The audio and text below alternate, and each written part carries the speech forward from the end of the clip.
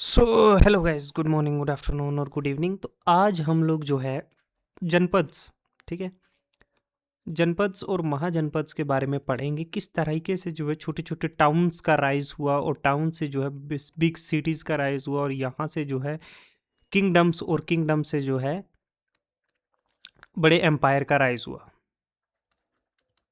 ठीक है, हम लोग जो है ये टाउन्स देखेंगे, जनपद्स किस तरीके से राइज हुए हैं। ठीक है, पहले विलेजेस में रहते थे ना हम लोग। जब हम वैदिक एरा की बात करें तो विलेजेस में रहते थे। विलेजेस से कैसे हम टाउन्स की तरफ शिफ्ट हुए, फिर इन टाउन से कैसे सिटीज़ बनी, जो महाजनपद जिनको कहते हैं। फिर इनसे जो है किंगडम्स बने, जैसे मगध किंगडम बना, हरियंका डायनेस्टीज वहाँ पे आई, शिशुनाग डायनेस्टी आई, ये वेरियस। ठीक है, मगध का किस तरह से राइज हुआ, कौन कौन से फैक्टर्स थे जिससे ये सिटीज़ का राइज हुआ, और जो है इस तरह की डेवलपमेंट्स हुई ये टाउन से सिटीज़, और फिर ये किंगडम्स किस तरह से राइज हुए, यहाँ का इंफ्रास्ट्रक्चर, सोसाइटी, रिलीजन, ये सारी चीज़ें देखेंगे। और उसके बाद जो है एम्पायर्स का राइज हुआ। जो फर्स्ट एम्पायर था मौर्यन एम्पायर, वो हम लोग नेक्स्ट यूनिट में देखेंगे, लेकिन उसका बैकग्राउंड जो है आज देख लें। तो हमने प्री हिस्ट्री के बाद हम लोग गए हड़प्पन पे, हड़प्पन के बाद हम लोग फिर गए ऋग्वेदिक और लिटर वैदिक एरा पे। उसके बाद हम अब जनपद्स पे आए, एकदम क्रोनोलॉजिकल ऑर्डर में हम लोग चलेंगे। ठीक है, तो ये बात किस पीरियड की हो रही है? ये बात हो रही है 6th सेंचुरी BC की। 6th सेंचुरी BC की मतलब 600। ठीक है, इसको हम लोग जो है सेकंड अर्बनाइजेशन भी कहते हैं। फर्स्ट अर्बनाइजेशन कौन सी थी? इंडस वैली सिविलाइजेशन की। तो ये जो है सेकंड टाइम पे जो है अर्बनाइजेशन फिर से होगी। ओके, इंडियन सब कॉन्टिनेंट में हड़प्पन सिटीज के डिक्लाइन होने के बाद फिर से अब जो है ना, जो सेंटर ऑफ इकोनॉमी जो पहले कहाँ था, जितना भी हमने पढ़ा, नॉर्थ वेस्ट में था। नॉर्थ वेस्ट में था ना, यूपी में, पंजाब, हरियाणा, हम लोग ये part of Pakistan, Gujarat, in areas में। अब ये शिफ्ट होकर कहाँ चला जाएगा? ईस्ट यूपी और बिहार, जो गंगेटिक प्लेन बेसन है, ईस्ट यूपी का और बिहार की तरफ, मगध की तरफ, पाटलिपुत्र की तरफ, इस तरफ जो है सेंटर ऑफ अट्रैक्शन होगा। क्योंकि रिवर सिस्टम भी यहाँ पे है, फर्टाइल लैंड्स हैं, इनफ रेनफॉल होती है, ये सारी चीज़ें। ठीक है, प्रोडक्शन ऑफ आयरन, छोटा नागपुर है साथ में। ठीक है, झारखंड है, जो रिच स्टोर्स थे आयरन के, और अब हमें आयरन एक्सट्रैक्ट करना आ गया है और से, तो इसके जो है टूल्स बन रहे हैं, इससे इसके वेपन्स बन रहे हैं। तो ये भी बहुत सारे कारण थे, वो हम आगे पढ़ेंगे। ठीक है, इस जनपद से कैसे जो 16 महाजनपद पैदा होंगे उनके बारे में हम लोग डिस्कस करेंगे, जैसे अंग, काशी, कौशल्या, उनके बारे में जो है डिटेल वाइज। अब जनपद जो है, जनपद का राइज होता है कब? 600 से 1200। जनपद का जो है अर्लियर जो नॉन टेरिटोरियल स्टेट्स थी एंशिएंट इंडिया की, उनको कहते हैं। जो छोटी छोटी सिटी स्टेट्स थी उनको हम लोग जो है, जैसे ग्रीक में हुआ करती थी, जो लेटर वैदिक पीरियड में जो है अमर्ज हुई, ये छोटे छोटे किंगडम्स थे। कुछ रिपब्लिक भी थे, जहाँ डिफरेंट क्लेन्स और ट्राइब्स जो है रहती थी। यहीं से एक ट्राइबल सोसाइटी से एक ऑर्गेनाइज्ड पॉलिटिकल सिस्टम जो है अमर्ज होकर आया। जनपद का मतलब क्या? जना मतलब tribal of, tribes of people, या पदा मतलब फुट या टेरिटरी। अब बात टेरिटरी की होने लगी है कि ये इनकी टेरिटरी थी, ये इन ट्राइबल लोगों की टेरिटरी है। ये जनपद का मतलब ये है कि जहाँ पे जना मतलब जहाँ पे लोग जो है, ये ट्राइबल पीपल जो है सेटल्ड थे, और उन्होंने अपना रूल, अपना कानून जो है एस्टेब्लिश किया हुआ था। ये मोस्टली जो ये जनपद थे, ये रूल मोनार्कीज के द्वारा किए गए थे, या कोई असेंबली होगी, रिपब्लिक, जो लोगों के द्वारा नियुक्त की गई थी। जैसे कोरू है, पंचाला है, जनपद है, पंचाल है, ये अर्लीस्ट कुछ पावरफुल जो है जनपद थे। ठीक है, पॉलिटिकल सिस्टम अगर इन जनपद का देखें तो ये ज़्यादातर क्या था? दो टाइप के जनपद थे बेस्ड ऑन गवर्नेंस। एक तो मोनार्किकल था, मतलब कि रूल किया जाता था राजा के द्वारा, किंग के द्वारा, जिसके पास एब्सोल्यूट पावर थी। मतलब उसके पास पावर क्या हो गई है? पावर सेंट्रलाइज्ड हो गई है। ठीक है, ये रूल के, और किंग जो है वो असिस्ट किया जाता है मिनिस्टर या प्रीस्ट के द्वारा। सक्सेशन जो यूजुअली हेरिडिटरी होती थी, मतलब कि राजा का बेटा ही राजा बनेगा। ठीक है, उस उन्हीं की लिनिएज से। जैसे कौशल्या, मगध जनपद जो थी, ये पावरफुल किंग्स थे जिन्होंने अपनी टेरिटरीज को एक्सपैंड किया। अब एक दूसरी तरह का पॉलिटिकल सिस्टम जो यहाँ पे था वो था रिपब्लिकन, इसे घना संघ संघ कहते हैं, जो असेंबली के द्वारा मतलब संघ या घना के द्वारा जो है वो चलाई जाती थी। जैसे इंशेंट जो है रोमन रिपब्लिक थी जो सेनेट्स के द्वारा चलाई जाती थी, जो सीजर के बाद जो है रोमन एम्पायर बन गया, एब्सोल्यूट पावर जो है किंग की हो गई, फिर भी सेनेट हुआ करते थे। पावर जो है वो शेयर की जाती थी सेवरल लीडर्स के बीच में, ना कि सिंगल किंग होता है रिपब्लिक में। डिस्कशन के थ्रू जो है काउंसिल में डिसीजन लिए जैसे जैसे वजी था, मल्ला जो जनपद है, ये रिपब्लिक गवर्नेंस थे, जो बाद में ये भी जो है मोनार्किकल हो गए थे।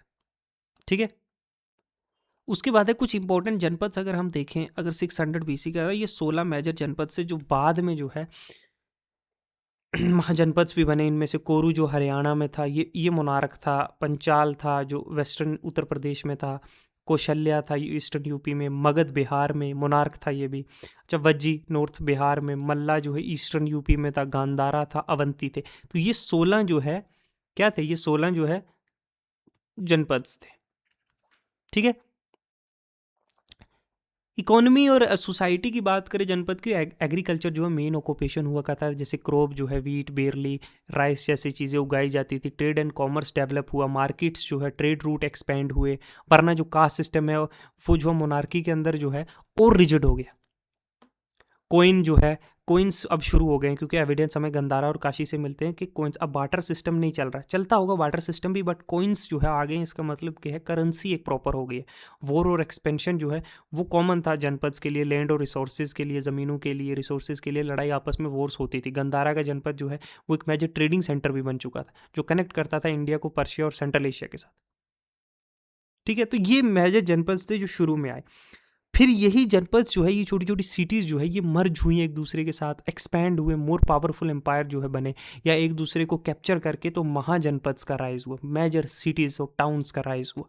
16 महाजनपद जो है कुछ की रोल प्ले करते हैं इंडिया की हिस्ट्री में, स्पेशली जब राइज हुआ बुद्धिज़्म, जैनिज़्म का, मौर्यन एम्पायर का। मगध जो है सबसे पावरफुल महाजनपद बना, जो इवेंचुअली जहाँ से जो है वो राजगीर और पाटलिपुत्र और इन जगहों से उठकर जो है बाद में मौर्यन एम्पायर का राइज होगा 321 BC में। अब जो है राइज, अगर हम देखें, अगर हम महाजनपद को क्लियरली देखें, पहले मैं आपको बता दूं कि महाजनपद कौन कौन से थे। मैंने यहाँ पे मेंशन किया था, लेकिन फिर से अगर मैं आपको बता दूं तो सबसे पहला तो अंग अगर हम देखें, पहला क्या है, अंग। ठीक है, ये कहाँ पे था, बिहार। बिहार में भागलपुर है एक्चुअली, जो आज की प्रेजेंट डे जगह है भागलपुर, इधर। पहला क्या था, अंग। ठीक है, ये भी गंगा के अरेंज जो है अराउंड था, एक ट्रेडिंग सेंटर है, इंपॉर्टेंट ट्रेडिंग सेंटर। मर्चेंट्स जो है यहाँ से, जो इधर रिवर भी था उससे तो इजी कनेक्टिविटी भी होती थी।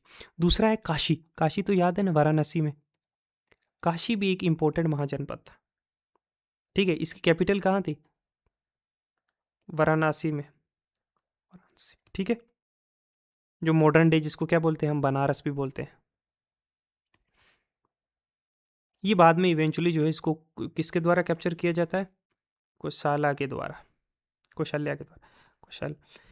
तीसरी जो है वो है कुशाला, कुशाल। ठीक है, ये थी जो अयोध्या का पार्ट है, इंक्लूडिंग जो ईस्टर्न यूपी है, अयोध्या है। ठीक है, एक रिपब्लिक टेरिटरी थी। ठीक है, कहाँ, अयोध्या का पार्ट जो है, अयोध्या, ईस्टर्न बिहार, अगर ईस्टर्न बिहार नहीं, सॉरी, ईस्टर्न यूपी मान लो। ईस्टर्न यूपी का एरिया जो है ये इसके अंदर। चौथी आती है, अच्छा, वज्जी है। ठीक है, मेरी हैंड राइटिंग उतनी अच्छी नहीं है। इसकी कैपिटल शायद वैशाली थी, वैशाली इसकी कैपिटल है। ठीक है, नॉर्थन बिहार, अगर इसको आप देखें, नॉर्थ बिहार। ठीक है, पांचवी जो थी, अगर हम देखें, कपिल वस्तु तो वो उसमें आ जाती है ना, कौशल्या में। अच्छा, मल्लाज, हाँ सर, मल्लाज थे।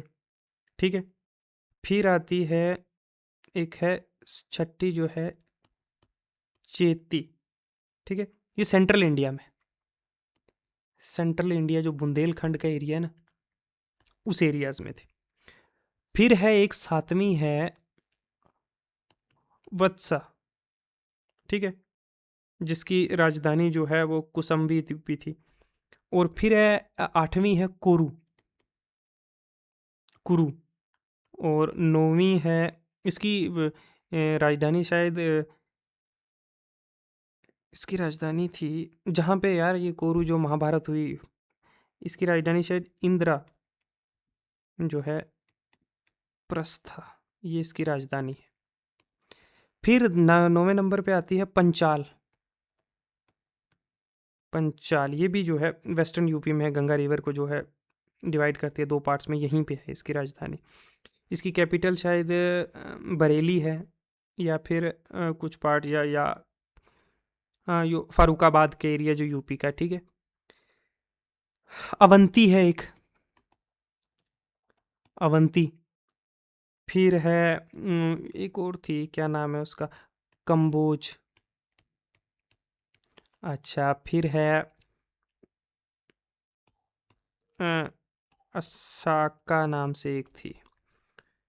फिर आ गई, अरे यार इधर पेजेस में, हाँ एक थी शुरुश शुरारेना। और कंबोज भी हो गया, ये भी हो गया। एक और फिर लास्ट में जो सबसे पावरफुल थी वो है मगध। तो ये 16 कुछ जो है महाजनपद थे जिनका राइज हुआ इस पीरियड में। इनमें से सबसे मोस्ट पावरफुल स्टेट्स अगर हम देखें तो मगध, कौशल्या, वत्स्य और अवंती थी। और वज्जी और मल्ला भी माना जा सकता है कि ये सबसे पावरफुल स्टेट्स जो है थी। ठीक है, अब राइज क्यों होता है? अब सब में से जो है मगध जो है सबसे ज़्यादा राइज करते हैं। मगध जो है सबसे मोस्ट पावरफुल जो है मगध महाजनपद था एंशंट इंडिया में। इवेंचुअली बिकम द जहाँ जहाँ फाउंडेशन बनेगा मौर्यन एम्पायर का। इसका राइज डोमिनेशन जो शुरू हुआ 600 से अगर 301 बीसी का हम बात करें, मौर्यन एम्पायर से पहले, इसके अराउंड इन्होंने अपना इन्फ्लुएंस और अपनी टेरिटरीज जो है वो लार्जली एक्सपेंड की। इनके पास जोग्राफिकल एडवांटेज भी था क्योंकि फर्टाइल ज़मीनें थी। जो लैंड है, गंगा और सन रिवर है, वो प्रोवाइड करता था कहीं एग्रीकल्चर के लिए बड़ी लैंड फर्टाइल, वाटर की अवेलेबिलिटी थी, एडुकेट रेनफॉल होती थी। इसकी वजह से एग्रीकल्चर सरप्लस होता था। एग्रीकल्चर सरप्लस होगा तो आप large number of standing army जो है वो मेंटेन कर सकते हो। Large number of standing army maintain कर पाओगे तो आप इजीली जो है वॉरफेयर कर पाओगे एडवांटेजेस पोजीशन में। अच्छा, फिर जो है नेचुरल बैरियर भी था, सराउंडेड थी हिल और रिवर्स के साथ, तो एनिमीज के लिए हार्ड भी था इस इनकी टेरिटरी को इन्वेड करना, और जबकि ये दूसरों की टेरिटरी इन्वेड कर रहे थे। फिर आयरन का रिजर्वायर, मगध के पास जो आयरन माइंस थी जो प्रेजेंट डे झारखंड है, इससे हेल्प किया इन्होंने वेपन्स और टूल्स बनाने में, जो इन्हें वॉरफेयर में, एग्रीकल्चर में काम आया। ट्रेड रूट कंट्रोल किए हुए थे, मेजर ट्रेड रूट इंक्लूडिंग जो गंगेटिक प्लेन्स में थे, सेंट्रल इंडिया में थे, जो मगध के थ्रू पास होते थे। तो इन कारणों की वजह से, ज्योग्राफिकल एडवांटेजेस की वजह से भी जो है मगध का राइज होता है। ठीक है, और मगध का जब राइज होता है उसमें सबसे जो एक इंपॉर्टेंट है, जो सबसे इंपॉर्टेंट मगध के राइज में है वो है हर्यंका डायनेस्टी। अरे लिखा ही नहीं जा रहा। हर्यंका डायनेस्टी का जो है बहुत अहम रोल था मगध के राइज में, और इसमें सबसे इंपॉर्टेंट जो किरदार था वो था बिंबिसारा।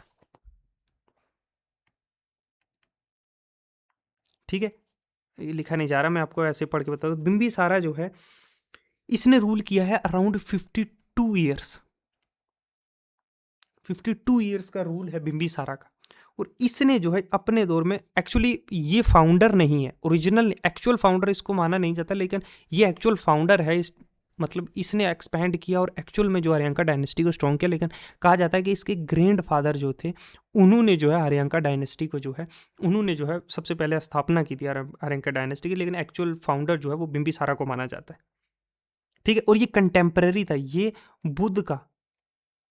बुद्धा का और महावीरा का जो है ये कंटेम्पररी था, और इक्वली रिस्पेक्ट पे करता था। बड़ा सेकुलर लीडर था माना जाता है, equally respected Mahavira and Buddha. उसकी 3 पॉलिसीज थी। एक तो वो मैट्रिमोनियल अलायंसेस के थ्रू, के खुद की शादी लड़कों की, मैट्रिमोनियल अलायंसेस के थ्रू उसने बहुत सारी किंगडम्स को जो है अपने साथ जोड़ लिया। फ्रेंडशिप, इंपॉर्टेंट जो स्ट्रॉन्ग रूलर्स के थे उनके साथ फ्रेंडशिप करके, ठीक है। और जो वीक थे, जो कमज़ोर थे, उनके ऊपर जो है वॉरफेयर करके उन्हें जीता। इस तरीके से इसने जो है अपनी डायनेस्टीज़ को जो है एक्सपैंड किया। ठीक है। अच्छा, अगर हम बात करें, बिंबिसारा की कैपिटल जो है वो राजगीर थी। राजगीर जो है वो इनकी कैपिटल थी। ठीक है, इसको ऐसे भी लिखते हैं, राजगृह। ठीक है, और ये जो है, ये माना जाता है कि राजगीर को कॉन्कर करना इम्पॉसिबल था, क्योंकि ये 5 हिल से जो है सराउंडेड थी। तो इसका कंक्वेस्ट करना जो है बड़ा ही डिफिकल्ट माना जाता था। ओके। अच्छा, इसने जो है, बिंबिसारा ने क्या किया है, बिंबिसारा जो है ये हर्यंका डायनेस्टीज को जो है, बिंबिसारा 1544 से लेकर 492 बीसी तक पहला रूलर मगध का एक्चुअल फाउंडर है ना। एक्सपेंड करता है डिप्लोमेसी और मैरिज अलायंसेस के थ्रू, स्ट्रेंथन करता है आर्मी को, एडमिनिस्ट्रेशन को, राजगीर को अपनी कैपिटल बनाता है। एग्जाम्पल जैसे बिंबिसार ने कौशल्या और वैशल्या और मद्रा को टू एक्सपैंड अम्पायर, शादी करती इनकी प्रिंसेस के साथ अपना एम्पायर एक्सपेंड करने के लिए, मैंने आपको बताया। ठीक है, ये कॉन्कर करता है अंग को, अंग को, ईस्टर्न, उसके रूलर को डिफीट करके। उसका रूलर का नाम शायद है, उसका रूलर का नाम है ब्रह्मा, ऐसे कुछ है, ब्रह्मदत्ता, ब्रह्मदत्ता है शायद। हाँ, ब्रह्मदत्ता को डिफीट करके अंग को कैप्चर करता है, जो ईस्टर्न बिहार है। उसकी कैपिटल जो होती है, अंग की कैपिटल शायद है चंपा, चंपा को कॉन्कर करता है। ठीक है, अपनी पोजीशन जो है मैट्रिमोनियल अलायंसेस के साथ, मैंने बताया उसकी फर्स्ट वाइफ जो है वो कौशल्या से थी। ठीक है, फिर जो है वो लिछावी, एक लिछावी है महाजनपद था, वहाँ से जो है, जो वैशल्या थी वहाँ से जो है उनकी एक प्रिंसेस के साथ शादी करता है। ठीक है, पंजाब से उनकी जो चीफ होता है, जो मदरा क्लैन का चीफ होता है, मदरा क्लैन का जो चीफ होता है, उनकी लड़की से शादी करता है। तो इस तरह से मैट्रिमोनियल अलायंस थ्रू, जो स्ट्रॉन्ग पावरफुल किंगडम है उनके रूलर्स के साथ, इसलिए अलायंस कर करके इसने अपने एम्पायर को जो है, हर्यंका डायनेस्टी को जो है वो कॉन्कर करता है। फिर उसको जो है, फिर अजात शत्रु जो है, कहते हैं कि इसने जो है बिंबिसारा को मार कर, जो सन है कि ये मगध को रूल करना चाहता था, ये माना जाता है कि उसने अपने पिता को मार के थ्रोन को कैप्चर किया था। ये सबसे पावरफुल और एग्रेसिव जो है रूलर था हर्यंका डायनेस्टीज का। ठीक है, ये डिफीट करता है कौशल्या और वज्जी को, लिछावीज को, जबकि लिछावीज जो है इनके नाना नानी हैं। फिर भी ये उनको फोर्सफुली जो है, और वो टेरिटरीज को कैप्चर करता है, बिल्ड करता है अपना फोर्ट जो है पाटलिपुत्र में, जो बाद में कैपिटल बनेगा। ठीक है, followed Buddhism but use to force to expand, मतलब बुद्धिज्म फॉलो करता था, लेकिन थ्रू वायलेंस जो है उसने मेजर सिटीज को जो है कैप्चर किया। ठीक है। अच्छा, अजातशत्रु की एक और बात है कि इसने जो है फर्स्ट टाइम जो है वो, क्या बोलते हैं, वॉर इंजन्स, जो वॉर इंजन है उनको इंट्रोड्यूस किया था। जो पत्थर ना स्टोन्स फेंकती है, वो पत्थर फेंकने वाली आपने बाहुबली में देखी होगी ना। ठीक है, वो, अच्छा, चैरियट्स का यूज़ किया, चैरियट्स का यूज़ किया, ऐसे तलवारें लगा लगा के उसके साइड में जो टायर्स होते हैं, और मास मर्डरिंग की इसने वॉर में, मास किलिंग के लिए इसने राजवीर को फोर्टिफाई किया। और अच्छा, जो अवंती की तरफ से, मतलब जिनको, इनको डर था कि अवंती इन पे जो है वो हमला कर देगा, तो इसने राजगीर को और फोर्टिफाई किया। इसने वत्स्या को जो है डिफीट किया। अच्छा, बुद्धा जो है, बुद्धा इसी के पीरियड में मरते हैं, डाइड। इसने फर्स्ट, एक और पॉइंट याद रखना है कि अजात शत्रु ने फर्स्ट बुद्धिस्ट काउंसिल जो थी, बुद्धिस्ट काउंसिल, इसी के दौर में हुई थी और इसी ने अरेंज करवाई थी। ओके, फिर इसके बाद जो रूलर आते हैं वो आते हैं उद्यान, जो 460 से 440 बीसी, 20 साल की उम्र तक जो है वो रूल करते हैं, जो अपनी कैपिटल को राजगीर से जो है पाटलिपुत्र की तरफ जो है पर शिफ्ट कर देते हैं, जो बाद में बहुत बड़ी ग्रेट सिटी बनती है। ठीक है, पाटलिपुत्र क्योंकि एक स्ट्रेटेजिक लोकेशन भी था, और ये मगध जो किंगडम इन्होंने इतना बड़ा एक्सपैंड किया है उसके सेंटर में लाई करती थी, इसलिए भी इसने जो है पाटलिपुत्र में शिफ्ट किया। ठीक है, बाद में शायद इसकी जो है बाद में डेथ हो जाती है, इसको मार दिया जाता है, और ये कहा जाता है कि जो अवंती का रूलर था उसने शायद कुछ जो है साजिश रची और इसको मरवा दिया। ठीक है, इसको मारने के बाद जो है, इसकी डेथ के बाद जो है शिशुनाग डायनेस्टी जो है 1443 बीसी से 345 बीसी में जो है शिशुनाग डायनेस्टी जो है, शिशुनाग जिसका पहला होता है वो डिफीट करता है अवंती को और बिकेम, और फिर वो पार्ट बना उसको अवंती एक खतरा था हमेशा के लिए मगध के लिए, तो ये शिशुनाग जो क्या करता है इनको डिफीट करके और मगध के साथ मिला लेता है। अब मगध जो है सबसे मोस्ट पावरफुल जो है महाजनपद बन जाता है। मगध जो है शिशुनाग के अंडर मगध जो एक्सपैंड करता था बंगाल से लेकर सेंट्रल इंडिया तक, समझे। और इसने जो है टेम्परेरी अपनी जो कैपिटल है वो वैशाली में शिफ्ट की थी, ये याद रखना, टेम्परेरी। और कहीं ना कहीं ये वही इंसान है जिसने जो है अवंती को कैप्चर करने के बाद जो 100 साल की राइवलरीज थी मगध और अवंती के बीच में, वो उसको खत्म कर दिया था। इसको रिप्लेस करता है काल अशोका, और काल अशोका वही इंसान है जो सेकंड बुद्धिस्ट काउंसिल वैशालिया में जो है वो करता है, मतलब हेल्ड करता है वैशालिया में। लेटर वो इसको मार दिया जाता है एक रेबेलियन में, और इससे जो है राइज होता है क्या, नंदा डायनेस्टी। ठीक है, ये शॉर्ट पीरियड ऑफ टाइम के लिए रहते हैं और उसके बाद नंदा डायनेस्टी जो है राइज करती है। अब नंदा डायनेस्टी जो है, इसका एक फैक्ट बताता हूं मैं। नंदा डायनेस्टी जो है पहली नॉन क्षत्रिय डायनेस्टी थी। It's a very rare thing in ancient, क्योंकि राइट टू रूल जो था, क्योंकि अब जो है क्या बोलते हैं कि जो 4 वर्ना सिस्टम है, 4 वर्ना है वो बहुत स्ट्रांग हो चुका है। डिस्पाइट दैट फर्स्ट नॉन क्षत्रिय जो हैं वो होते हैं कौन, ये नंदा डायनेस्टी। अच्छा, इसका नंदा डायनेस्टी का जो रूलर है उसका नाम क्या है, महापद्म नंदा। 345 बीसी में जो है वो रूल पे बैठता है, 329 बीसी तक, शॉर्ट पीरियड। इसको अवर थ्रू द शिशुनाग को ये हटाते हैं और नंदा डायनेस्टी का फाउंडेशन होता है। इसको फर्स्ट बिल्डर ऑफ एम्पायर भी कहा जाता है। ये एक्सपैंड करता है मगध का कंट्रोल पूरे नॉर्थ इंडिया में। कहा जाता है, ये थोड़ी एक्सजरेशन भी हो सकती है, बढ़ा चढ़ा के भी बताया जा सकता है, ठीक है, लेकिन कहा जाता है कि इसकी जो इन्फेंट्री थी वो 2 लाख लोगों की इन्वेंट्री, 20,000 लोगों की कैवेलरी, 2,000 वॉर चैरियट्स थे, 3,000 जो है एलिफेंट्स भी थे। नंदा को जो है वर पावरफुल बट अनपॉपुलर।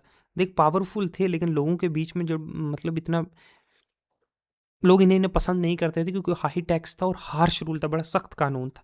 अच्छा, पाली टेक्स्ट में जो है नंदा का एक निक नेम उसको कहा जाता है उग्रसेना। ये याद रखना, कहीं एग्जाम में आ सकता। उग्रसेना किसको, महापद्मा नंदा को। किसकी वजह से, because of his large army. ठीक है, मैंने आपको बताया फर्स्ट एम्पायर बिल्डर इंडिया का, जिसको ठीक है इसको क्लेम किया जाता है, ये नॉन क्षत्रिय था, है ना।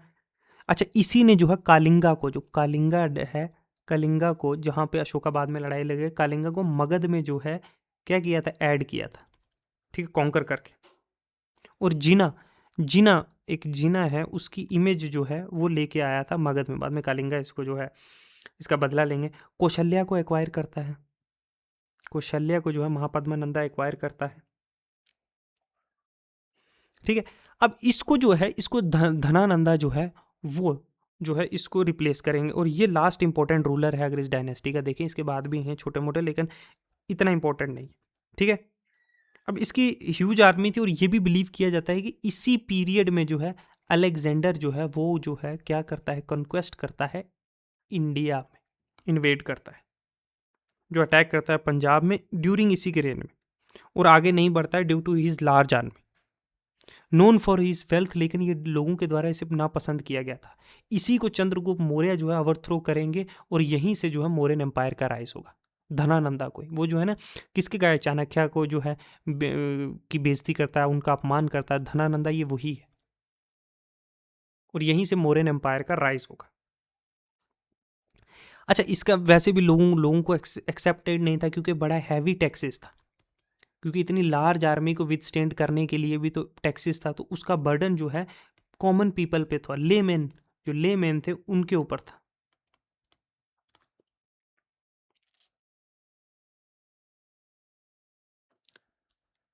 तो मगध की सक्सेस के बारे में हमने हमने देखा कि अब देखो इतना बड़ा एम्पायर बना, वो किस लिए? क्योंकि military strength, large army, Magadh ने मेंटेन की लार्जेस्ट आर्मी इंडिया में, एलिफेंट्स का यूज़ किया। Magadh army was known for using war elephant, जिनकी वजह से इन्हें बैटल्स में एडवांटेजेस मिलता था।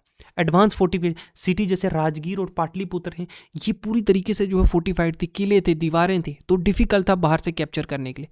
अलेक्जेंडर की, यहाँ तक अलेक्जेंडर ग्रेट की भी जो आर्मी थी, उन्हें भी डर लगता था, वो भी डरे हुए थे कि जो पावरफुल मगध एम्पायर था, जिसके बारे में इतना सुना हुआ था, इसलिए वो गंगा प्लेन से आगे एडवांस नहीं कर पाए। मगध ही एक ऐसी स्टेट थी जिसने पहली बार एलिफेंट्स का यूज किया वॉरफेयर में, इतने लार्ज स्केल पे। ठीक है, पहली तो मगध एक एडवांटेजेस ज्योग्राफिकल, मैंने आपको क्या क्या चीज बताई। एक तो एक तो मगध जो है, पहली चीज तो मगध जो है जियोग्राफिकल, जियोग्राफिकल जो है एडवांटेज था। दूसरी चीज मगध जो है वो middle of A Gangetic plain में था, तो यहाँ की फर्टाइल लैंड्स जो थी वो यहाँ पे सरप्लस, एग्रीकल्चर सरप्लस बहुत था, तो सस्टेन कर पा रहे हैं इतने बड़े एम्पायर को। ठीक है, तीसरी बात थी कि तीसरी बात थी कि एक से एक बड़ा एम्बिशियस रूलर, जैसे बिंबिसारा, अजात शत्रु, ठीक है, महापद्मा नंदा, ऐसे लोग जिनकी डिजायर ही ऐसी थी to conquer the vast territories. ठीक है, समझे? सारे मीन, मतलब फेयर फॉइल जिस तरह का भी मतलब निकालना पड़े, हमें करना है, इनेबल टू विन। ठीक है, चौथी बात अगर हम बात करें तो फोर्थ चीज है ट्रेड।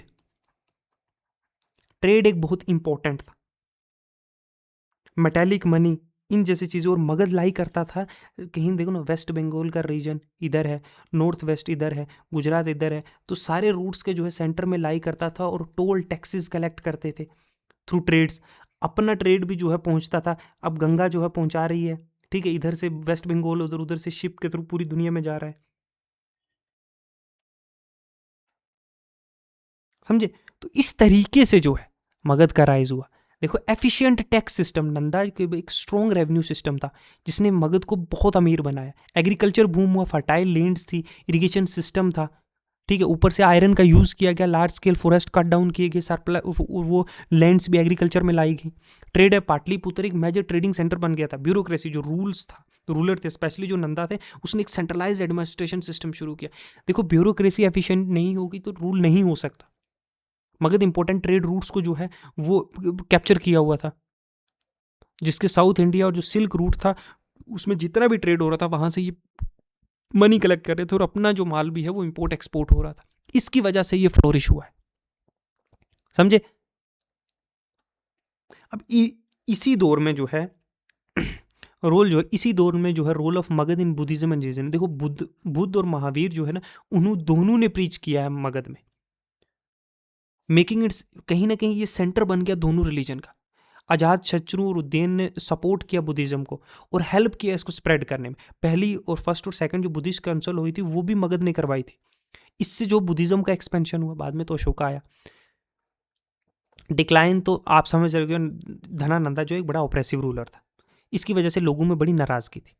चंद्रगुप्त ने चाणक्य हेल्प से जो है नंदा को डिफीट किया और यहीं से जो है मौर्यन एम्पायर की शुरुआत हुई, जो फर्स्ट पैन इंडिया एम्पायर था। ठीक है, इसी दौर में जो है अलेक्जेंडर जो है, अलेक्जेंडर के बारे में मैंने बताया ना, अलेक्जेंडर जो है वो जो है कंक्वेस्ट करता है इंडिया का। और अलेक्जेंडर के जो कंक्वेस्ट से जो नॉर्थ वेस्ट है, एक तो डायरेक्ट लैंड रूट जो है वो इंडिया के साथ हो गया। तो इसकी वजह से जो है आगे फ्यूचर में जो है इन्वेजन्स होंगे वो तो होंगे through land routes. Most invasion always, except Britishers, extra Europeans, जितने भी इन्वेजन्स हुए हैं वो थ्रू लैंड रूट्स हुए हैं। जिसका दरवाजा किसने खोला? अलेक्जेंडर ने। ठीक है, अलेक्जेंडर के कहते हैं इम्पैक्ट जो बाद में अलेक्जेंडर ने इन्वेजन किया, कब कब किया? 326 बीसी में। 326 बीसी में जो है इसने खाइबर पास को जो है वो क्रॉस किया और कोई भी इसको जो है इनफ रेजिस्टेंस प्रोवाइड नहीं कर पाया एक्सेप्ट क्या है, किंग पोरस जो कहाँ थे, पंजाब में। पोरस के सिवा कोई भी जो है इन्हें इनफ रेजिस्टेंस नहीं पेश कर पाया।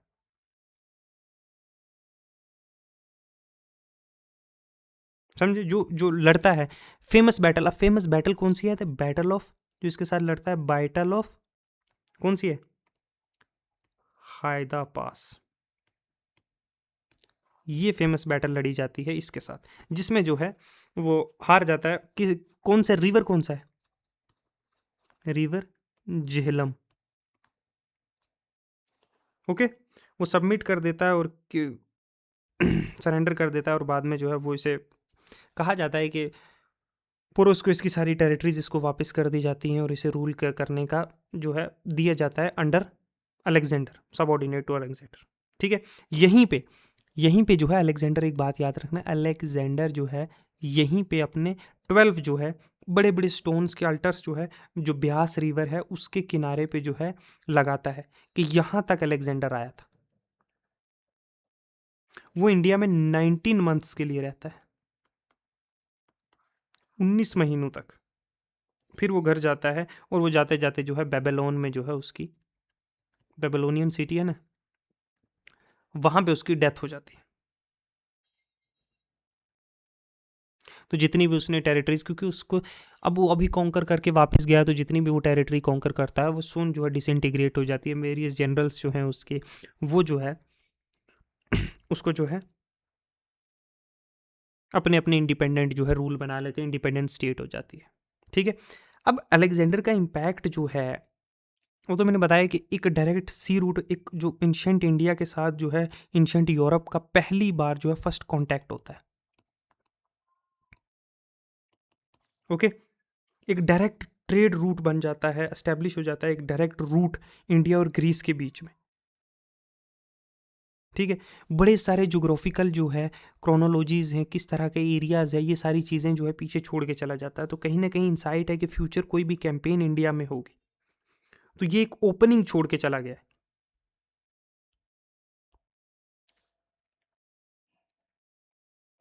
ओके, अच्छा, अगर हम महाजनपद्स के टाइम पे और जो हरियंका डायनेस्टीज है इसके टाइम पे जो है अगर हम ये सोचे कि किस तरह का सोशल और मटेरियल लाइफ था, तो मैं सोच रहा हूँ कि वो आर्ट एंड कल्चर में ज़्यादा हम डिटेल वाइज डिस्कस कर पाएंगे।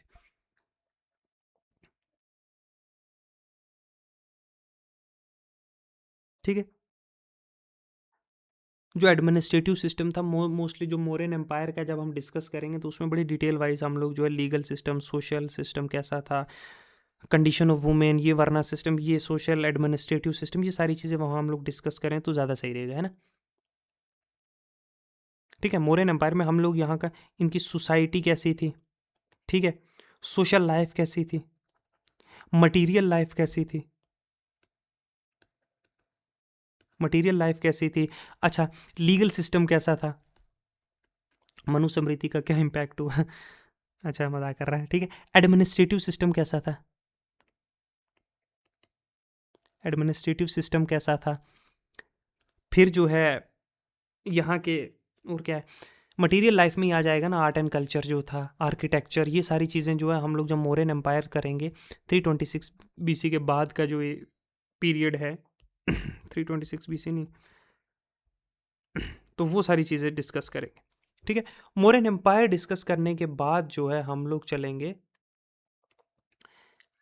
बुद्धिज़्म और जैनिज़्म, फिर पढ़ेंगे।